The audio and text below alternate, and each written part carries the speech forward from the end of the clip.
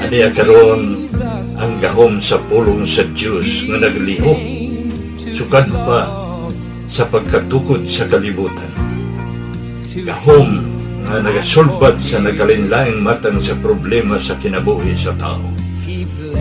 Nagsumpay sa nabugto nga kadugtungan sa matag higala, bisan diha sa sulod sa panimalay.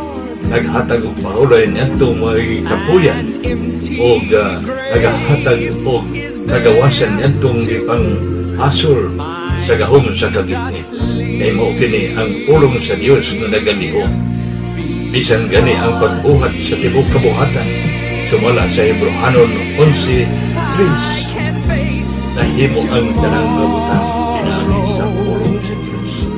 Dunay gisulti ni Apostol Pablo sa Roma 15:4. Bisan nun sa gisulat kaniadto, gisulat kini alang sa tong pagtuon, aron pinaagi sa pailob ug paglipay gikan sa mga kasulatan, makabaton unta kitag paglaom. Atong ipadayon ang atong pagtuon sa pong sa Dios alang sa ikabulahan sa atong matag kinabuhi. Apan sa dili pa kita mo padayon ini, niya kita sa pagpaminaw sa mensahe nini nga awit.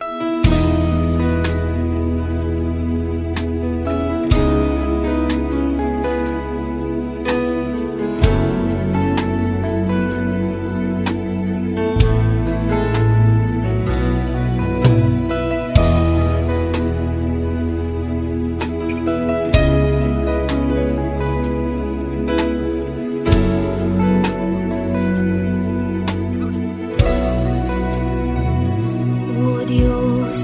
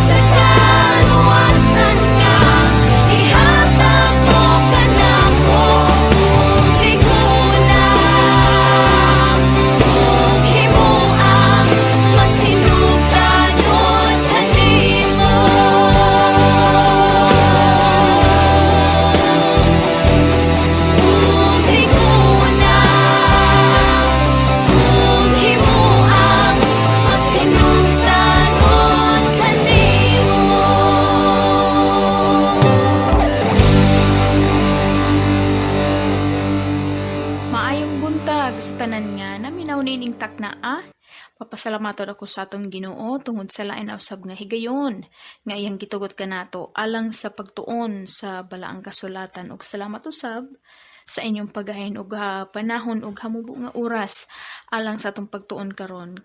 Kini ang inyong higala ug igsuon diha sa ngalan sa tungbuhi nga Dios nga mao si Ginoong Hesukristo. Joy Pila is Volewald. Alang sa atong pagtuon karon, aniya kita sa Ebanghelyo ni Mateo, Kapitulo 3. Ang sugilanon mahitungod kang Juan Bautista ug ang iyang kabahin sa buluhaton ni Ginoong Hesus sa panahon sa yutan-on niya nga ministeryo. Mateo Kapitulo 3. Sa pagkakaron, taman sa atong madungog ug makita sa atong mga mata, daghan na ang mga nangausab o nangautro o nabag-o. Human sa ning agi nga super typhoon nga Odette, daghan ang mga dapit nga nangautro, bisan na ang mga baybayon nangautro og ang ilang hitsura ug daghan pa. Nangautro ang panahon o tiyempo sa kalibutan, nagkadaghan ang mga panghitabo sa lunop bisan asa, baha, linog, bisan asa nga dapit sobra-sobra ang pag-snow o katugnaw, sobra-sobra pod ang kainit, sobra-sobra ang pag-uwan ug daghan pa. Ug nga nangautro usab ang mga pamatasan o estilo sa mga tao. Sa kinabuhi man kana o kinaiya sa tao, nangautro ang ilang pagtratar sa uban tao ngadto pod sa ilang bisan na sa ilang kaugalingon nga pamilya o mga silingan. Ang kasagaran nga hinungdan sa pagkautro sa mga kinaiya sa tao mao ang ilang sitwasyon o kahimtang sa kinabuhi sama sa walay sapi, walay kwarta, balatian man kana og relasyon usab. Kung wala gani sapi ang tao, dali ra sa puton. Ug ang uban makahuna-huna jud og dautan. Ug naapod gani sapi, dali ra mahanaw kay nahinangop lagi. Ug ang uban walay arang kasayuran unsaon pagdaginot sa ilang kwarta. Ang mga kabataan sa unang panahon lahi na kaysa pagkakaron. Ambot og nauso pa ba kini karon ang kanang mukabot bitaw sa kamot aron sa pag-amin sa mga tigulang o ginikanan man kana iyaan o yuan sa mga paryente nga lagi, mga idarana og ingon og alang sa pagtahod. Ug sa kaniadto kasagaran nga magtinabangay ang mga tao o mga silingan. Sa kabukiran naa pa siguro gihapon kining gitawag og tambayayong apan kasagaran karon ang uban wala nay gana nga mutabang kung walay labi na kung walay pasnak. Ug naa pod uban nga maglumbaay ang mga tao og kinsay una nga makanegosyo o kinsay una nga makapundar sa ilang kaugalingon, balay man kana o sakyanan. Lumbaay og tukod og bag-ong balay o magpaadyo og balay nga walay pagtagad sa ilang mga silingan ug kung maapektuhan ba o naapektuhan ba ang mga silingan sa ilang mga gibuhat basta kay makahuman ug makabot nila ang ilang mga damgo ug manaho na lang sa uban tao. Aduna usab uban tao nga unayon ug pagpangawat ang mga kabtangan sa ila rapod nga mga kaugalingong silingan. Wala na sila'y pagtahod sa ilang silingan ug sa uban tao. Ug nasayod kitang tanan nga ang dautan nga mga butang ug buhat ug dautan nga binuhatan dili kana iya ug dili kana gikan sa Dios. Sistema kini sa yawa aron nga kanunay kita nga mahilayo o aron nga ang tao mahilayo sa Dios. Mga igsoon ko gigala, alis to baya ang yawa ug nga nasuhito siya sa atong mga lihok ug andam siya nga muagak nato ang yawa. Ang andam nga muagak nato padulong sa kadaot. Ang yawa walay kagahom nga mubasa sa sulod sa atong hunahuna ug kasing-kasing. Ang Ginoo lamang ang may kagahom sa pagbuhat ni ana. Apan ang yawa nasuhito sa atong estilo ug modo ug mga pamaagi ug mao kana ang iyang gibantayan nato. Gamiton sa yawa ang timpla sa imong modo, imong panagway ug imong nilihukan. Sama sa pagkaon, kasagaran sa mga lamian nga pagkaon makadaot sa atong lawas, di ba? Tinuod man kana.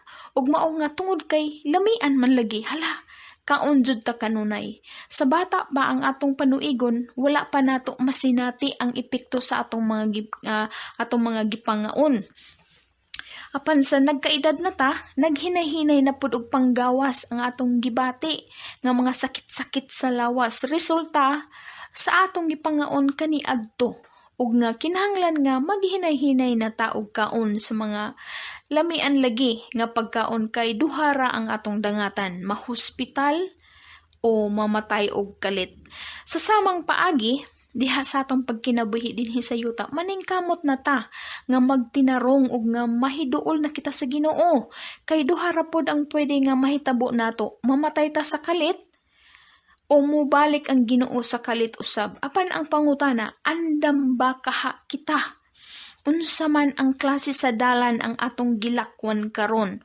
Unsa man ang klase sa dalan ang imong gibaktasan karon?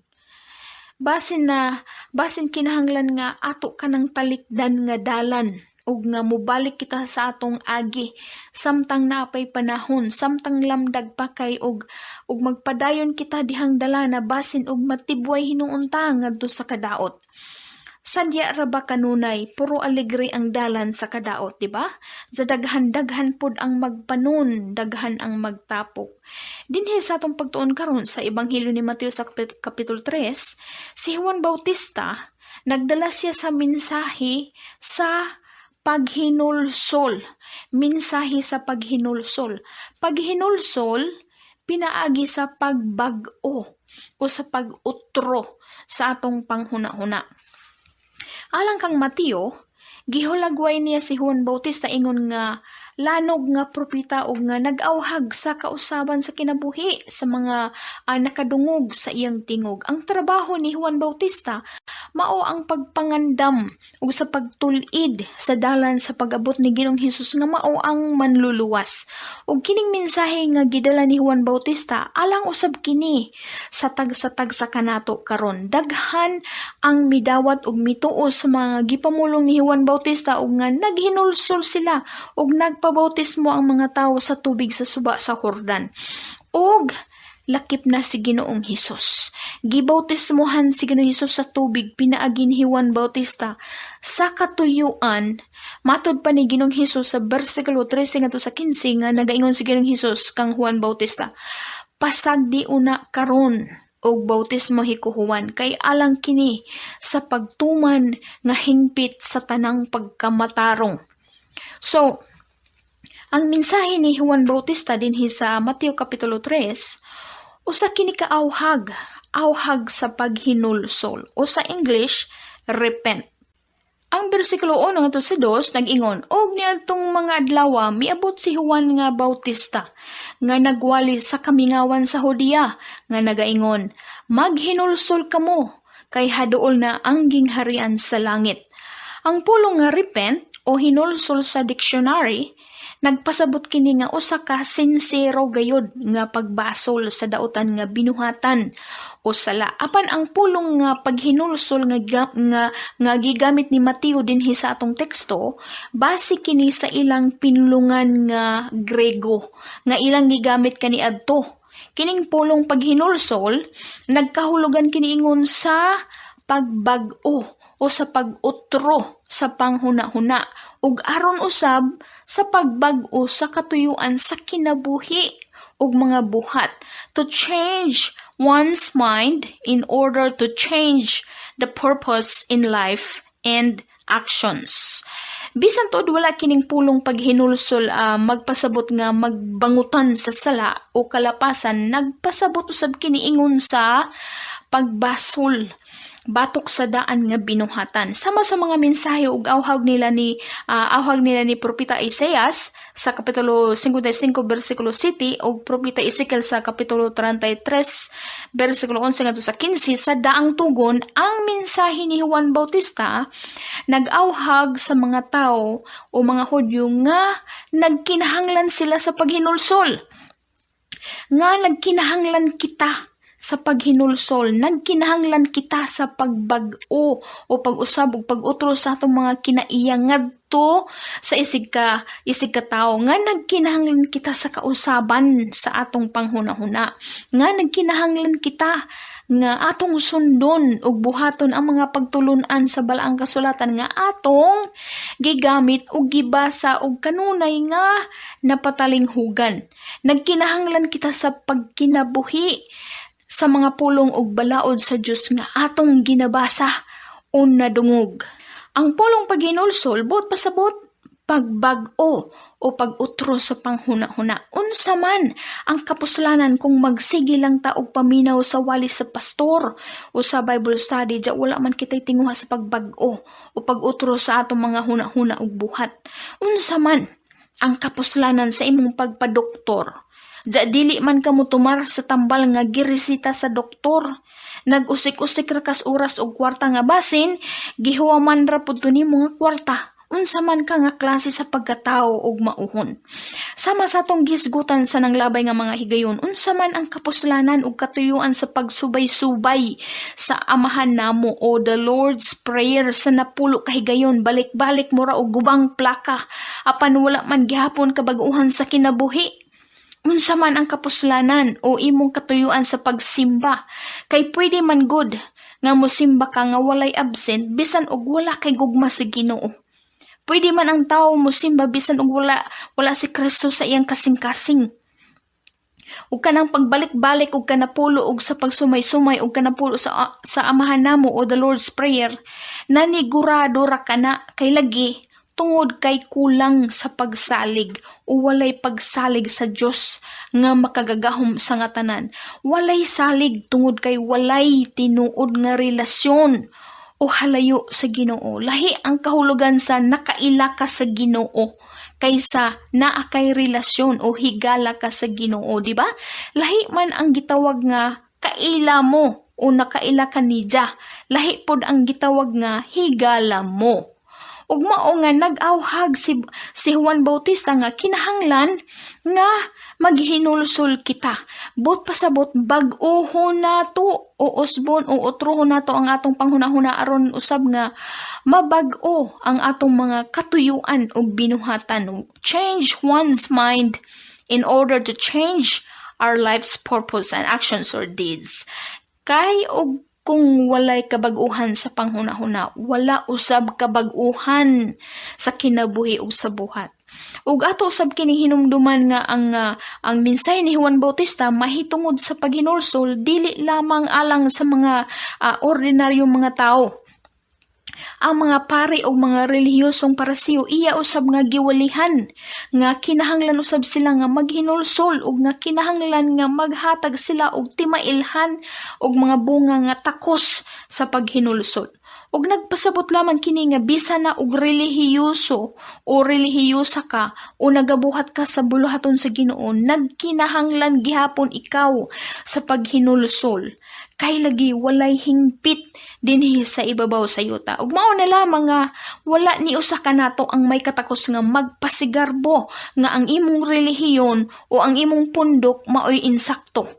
Kay ang tinuod relihiyon sumala sa libro ni Santiago kapitulo 1:27, ang relihiyon nga putli ug walay buling sa atubangan sa atong Dios ug Amahan mao kini ang pagduaw sa mga ilo ug sa mga balo sa ilang mga kagul-anan ug ang paglikay sa buling niining kalibutana. So ang tinuod relihiyon walay atop ug walay bongbong. Ug sa lain nga bahin dinhi sa atong pagtuon atong mahibaw-an ang tinuod nga sulgoon sa Ginoo. Adunay kinaiya nga mapainubsanon ug matinahuron sa mas labaw pa niya ug ranggo. Si Juan Bautista ang atong ehemplo sa usa ka matinahuron nga sulugoon sa Dios. Si Juan Bautista ang usa ka ehemplo sa mapainubsanon nga sulugoon sa Dios. Diha sa iyang pagsangyaw sa maayong balita, wala si Juan Bautista nangita og atensyon gikan sa mga tawo nga para sa iyang kaugalingon nga kadungganan. Ang kinaiya ni Juan Bautista ato makita pinaagi sa iyang pinulungan ug sa iyang gipanulti. Di ba? Kasagaran makailata sa batasan sa tao pinaagi sa iyang pinulungan o sinultian o sa mga pulong nga iyang ginalitok. Usahay pod, makailatas pamatasan sa tao pinaagi sa iyang binayhunan, di ba? Usahay pod pinaagi sa pamisti. Ang bersikulo 11 ngadto sa 12 naghulagway dinhi sa pamatasan ni Juan Bautista ingon nga usa ka mapainobsanon ug matinahuron nga sulugoon sa Dios. Si Ginoong Hesus ang iyang gituboy. Si Ginoong Hesus ang gituboy ni Juan Bautista. Giila ni Juan Bautista si Ginoong Hesus kung kinsa siya. Ug sa pagabot ni Ginoong Hesus sa suba sa Jordan aron sa pagpabautismo sa tubig, nawagtang ang pagka-prominente ni Juan Bautista. Sa pagabot ni Ginoong Hesus sa tubig, giagak ni Juan Bautista ang atensyon sa mga tao ngadto ug alang kang Ginoong Hesus. Nagingon si Juan Bautista sa bersikulo 11 ngadto sa 12. Nagingon siya, ako sa pagkamatuod, nagabautismo kaninyo sa tubig nga sa paghinulsol, apan ang nagasunod kanako, labi pang gamhanan kay kanako, nga sa sapin niya, dili ako takos magadala. Siya magabautismo kaninyo sa Espiritu Santo ug sa kalayo, nga ang iyang nigo, nga paliran, anaa sa iyang kamot, ug pagahinluan gayud niya pag-ayo ang iyang giukan, o pagatigumo niya ang trigo sa iyang dapa apan pagasunugo niya ang dagami sa kalayo nga walay pagkapalong. O gawas pa niini, giila ni Juan Bautista nga wala siya katakos sa pagbautismo kang Ginoong Hesus sa tubig. Apan, mitubag si Ginoong Hesus kang Juan nga nagingon pagpasagdi una karon Juan, kay mao kini ang angay kanato aron sa pagtuman nga hingpit sa tibuok nga pagkamatarong. Ug alang usab kang Ginoong Hesus, gidawat o gipatuman niya ang iyang pagpabautismo sa tubig pinagi kang Juan Bautista ingon nga simbolo sa iyang pagdawat sa sala sa Israel.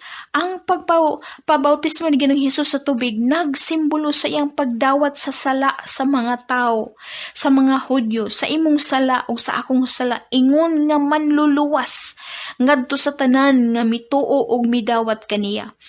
Ang pagtunob ni Ginoong Hesus sa tubig alang sa pagpabautismo adunay katuyuan nga maila siya kauban sa mga tao nga mga ordinaryo lamang ug nga si Ginoong Hesus sama kanila ug kanato nga tao usab siya nga mobati sa mga pag-antos. Ug dihang tungura sa nabautismoan si Ginoong Hesus sa tubig sa suba sa Jordan, kauban sa mga tao nga mga ordinaryo lamang, diha sa ilang taliwala nadawat ni Ginoong Hesus ang mga pulong sa pagtugot gikan sa Amahan sa langit ug nagpamatuod kini nga aduna siya pinasahi nga relasyon sa Dios sa mga langit. Ang bersikulo 17 nagingon, og aniya karon usa ka tingog gikan sa mga langit nga nagaingon, kini mao ang akong anak nga hinigugma, nga kaniya ako adunay kalipay. Sa pagkatinuod, wala kita masayod sa huna-huna ug katuyuan ni Ginoong Hesus ug ngano nga gidawat niya ang pagpabautismo sa tubig. Apan, di bali na kung unsa man gani ang tinuod nga rason. Ang mas importante mao ang pagabot ni Ginoong Hesus dinhi sa yuta. Pinaagi og tungod sa dakong gugma sa Amahan sa langit nganhi kanato iyang gipakatawo sa ordinaryo nga dapit dito sa sabsaban sa mga mananap ang bugtong niya nga anak. Ang kadaghanan nasuhito og nakasagulo niini nga bersikulo sa Ebanghelyo ni Juan kapitulo 3 bersikulo 16 nga nagingon, kay gihigugma sa Dios ang kalibutan sa pagkaagi nga gihatag niya ang iyang anak nga bugtong aron ang tanan nga motuo kaniya dili mawala kundili may kinabuhi nga walay katapusan. May gusto kong higala kitang tanan nagkinahanglan nga maghinulsol buot pasabot nga bag-ohon ang atong panghuna-huna utrohon ang atong sistema sa atong salabutan sa katuyuan nga mabag-o usab ang atong mga kinabuhi ug mao nga panahon na nga wag tangon nato ang relihiyoso nga tabil Tumpago na nato ang mga relihiyoso nga mga bongbong o mga tulay sa relihiyon nga maoy nakabahin og nagbulag ka nato, nga maoy hinungdan nga maimpyerno hinon kitang tanan. Tungod kay mao kana ang hinungdan sa pagbingkilay sa matag usa. Kay unsa ang tinuod nga relihiyon nga gikahimutan sa Dios? Again, sa Santiago, Kapitulo 1, versikulo 27 nga nagingon, ang relihiyon nga putli ug walay buling sa atubangan sa tong Dios ug Amahan, mao kini ang pagduaw sa mga ilo ug sa mga balod sa ilang mga kagul-anan ug ang paglikay sa buling nining kalibutana. Ang tinuod relihiyon wala sa ngalan sa pundok. Ang tinuod relihiyon mao ang pagtabang sa mga nagkinahanglan ug sa mga sinalikway ug ang pagkinabuhi diha sa pagkamatarong. Dalaygo na ngalan sa tong buhi nga Dios, magampo kita. Amahan nga langit nun, balaan ug matarong nga Dios. Salamat sa imong dakong gugma alang kanamo nga mga makasasala. Sa ngalan sa bugtong nimong anak nga si Jesus, diha sa mong pagtuo, pagdawat kaniya, nakabaton kami sa katungod nga imo usab kami mga anak. Tabangi kami Ginoo nga makabaton kami sa kausaban sa among mga panghunahuna ug alang usab sa kausaban sa among mga kinabuhi ug sa buhat ug sa among pinulungan. Lig-una ang among pagtuo, pinaagi sa tabang sa balaan nimo nga espiritu. Salamat kini Hesukristo sa kaluwasan. Ang imo ngalan lamang mahimaya sa kanunay. Amen. So turn your eyes upon Jesus. Look full in His wonderful face, and the things of earth will grow strangely dim in the light of His glory. Mga kaigalaan ng mga kaigsuran, alang kaninyo nga walay higop pang kaibado, tunhain kita nihini na nagapagawas sa mensahe ang among dapit God's Miracle Revival Center San Agustin Tomas Opo sa Dirlete. Nagabi-abi kami kanunay sa tanan nga muduol alang kanila nga dunay pagpanginahanglan labi na sa mga butang espiritu anon. Dugang paniana ang atong kinabuhi samtang nagpadayon pa usap. Ato kining paimuslan kay dunay mga maayong butang na ato ng nasinati sa atong kinabuhi kung ato kining gipagawas nga nakaninyo sa mga butang nga gikinahanglan na atong mabatunan dinhi sa atong gitanon nga kinabuhi. Maayong buntag ganito